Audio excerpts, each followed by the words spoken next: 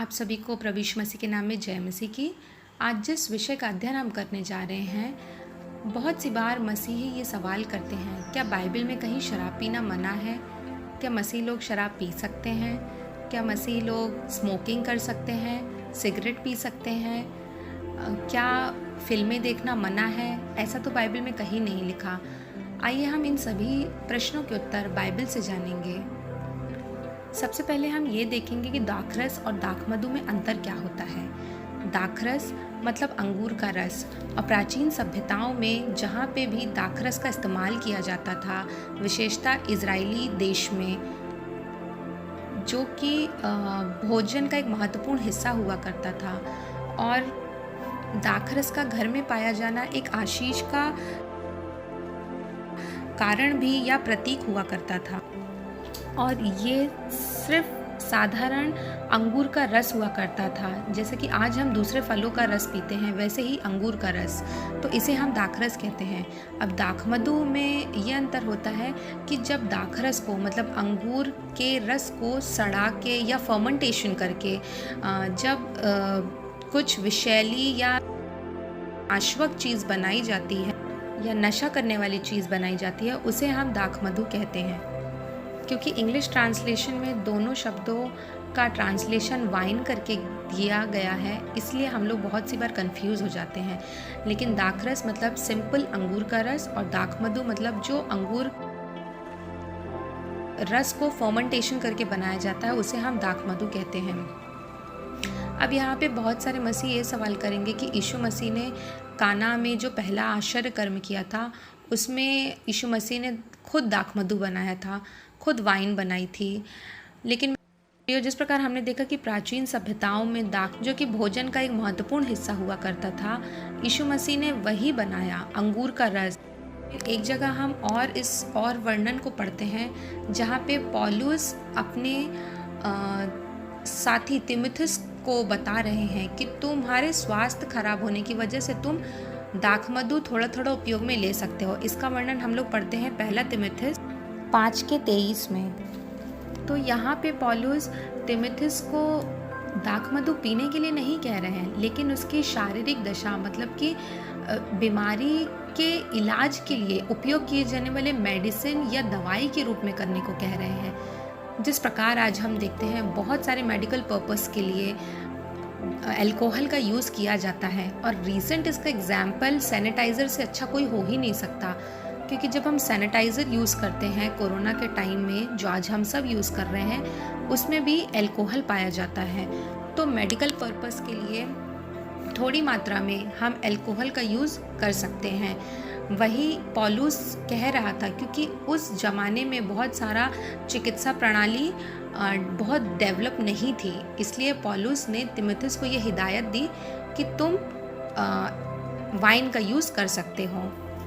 आइए हम बाइबल की कुछ आयतों में से जानते हैं कि बाइबल इस विषय में क्या कहती है। हम पढ़ेंगे नीति वचन 20:1, जहाँ पे इस प्रकार लिखा है, दाखमधु ठट्टा करने वाला और मदिरा हल्ला मचाने वाली है, जो कोई उसके कारण चूक करता है वह बुद्धिमान नहीं। यहाँ पे हम साफ रीति से देख सकते हैं कि यहाँ पे मदिरा का खंडन किया जा रहा है कि जो कोई उसको पीता है वह बुद्धिमान नहीं है।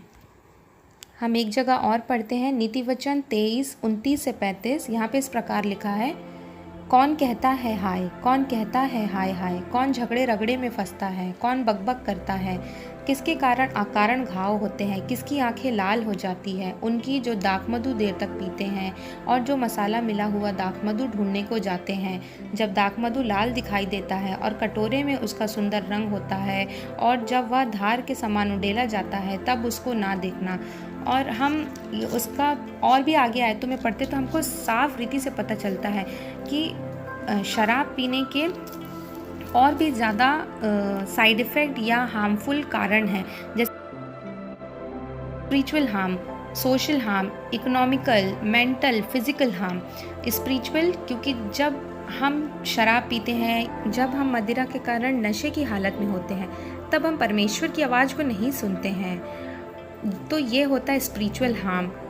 दूसरा सोशल, जब कोई भी एक शराबी को अपनी सोशल एक्टिविटीज़ में या सोशलाइज होने के लिए नहीं बुलाता है, उसको आमंत्रित नहीं करता है। जिस प्रकार नीति वचन 23 में हम लोग साफ रीति से पढ़ सकते हैं। इकोनॉमिकली हम जानते हैं कि इसको पीने से हमारी आर्थिक तंगी ही होगी। मेंटली, क्योंकि हमारा मेंटली कंट्रोल नहीं रहता हमारी एक्टिविटीज़ के ऊपर। और फिज़िकल हार्म के बारे में तो आप लोग बहुत अच्छे से ही जानते हैं कि किस प्रकार मेडिकल में भी बताया जाता है कि जो शराब है वो स्वास्थ्य के लिए हानिकारक है। और इन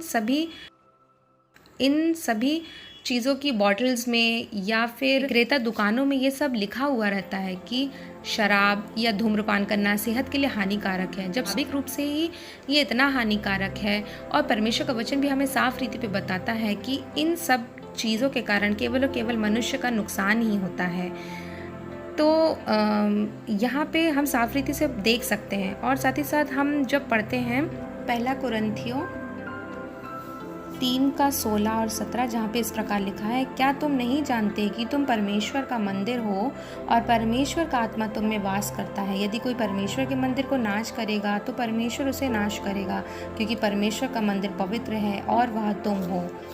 जब एक मसीह जो सच्चे मायने में यीशु मसीह के पास आता है, अपने पापों से पश्चाताप करता है, उसके बलिदान पे विश्वास करता है, तो परमेश्वर हमारे पापों को क्षमा करके हमें नया जीवन देता है।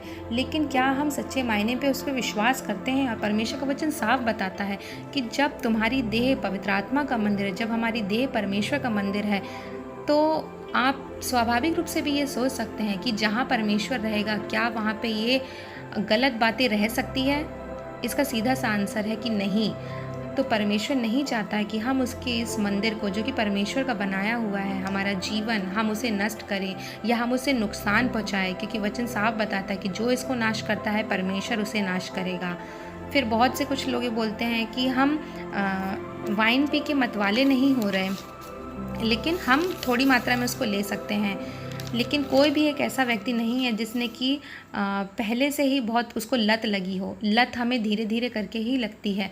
इसीलिए इन सभी चीज़ों से बचने के लिए एक सिंपल सुझाव है कि परमेश्वर का ये मंदिर है, परमेश्वर ने इसे बनाया है। और सच मायने में जब हम यीशु मसीह के बलिदान पे विश्वास करते हैं, उससे क्षमा मांगते हैं, अपने पापों, अपना जीवन उसको समर्पित करते हैं, तो परमेश्वर अद्भुत रीति से काम करता है। और वो हमारी परेशानियाँ, हमारी बुराइयाँ, हमारी लत, चाहे वो कैसी भी क्यों ना हो, चाहे वो एक शराब के रूप में, सिगरेट के रूप में, व्यभिचार के रूप में या किसी भी रूप में क्यों ना हो, गंदी फिल्मों के देखने के रूप में, परमेश्वर उसे साफ कर सकता है। और वो केवल यीशु मसीह ही कर सकता है। तो आज हमें यीशु मसीह का भय मानना है और अपने जीवन को यीशु मसीह के हिसाब से जीना है, और इन सभी बुरी बातों से हमें दूर रखना है। और परमेश्वर का जो मंदिर है, जो कि हम हैं, हमें इसे साफ रखना है। परमेश्वर इन वचनों के द्वारा आप सबों को बहुत आया से आशीष दे। आमीन।